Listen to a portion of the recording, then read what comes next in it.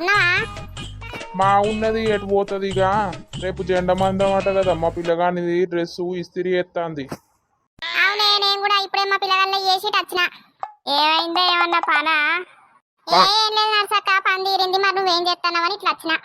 నా కొడుకు ఈ స్కూల్ బట్టలు ఇస్తిరి చేసింది, రేపు జెండా మందిరం అట కదా. అవును నర్సక్క, మనప్పుడు ఇస్తిరి లేకుండే ఏది లేకుండే, ఇప్పుడు కూరగాయలు సోకలు పడతారు. అవును లచ్చక్క, మనప్పుడే మంచిగా ఉండే. రేపు ఇండిపెండెన్స్ డే అనంగా ఈ రోజు చేతుల నిండా మైదాకు పెట్టుకుందాము, పూలు రెడీ చేసి పెట్టుకుందాము రేపు పెట్టుకోనికి. అవును లచ్చక్క, కనీసం ఇప్పటోళ్ళు కోనన్న పెట్టుకుంటలేరు. ఇసిగా మనప్పుడు తెల్ల బట్టలు వేసుకొని చేతు నిండా మైదాకు పెట్టుకొని జడల నిండా పూలు పెట్టుకొని ఎంత ముద్దుగా పోదుము మంచిగా. నేనైతే అంతా అయిపోయినాక లడ్డు ఇస్తారు చూసినావు, ఆ లడ్డు కోసం అయితే బాగా సంబరపడుదును. నువ్వు అప్పడుసుంది ఇప్పటికి తింటంటేనే ఇష్టపడేటట్టున్నావు కదా. ఓ ఇక నువ్వు తింటలేవా తియ్యి. నేనైతే పొద్దుగానే 4కి లేదును, మా అమ్మని లేపుదును, చక్క టక్క రెడీ అయ్యి 6 వరకే స్కూల్కి పోదునే.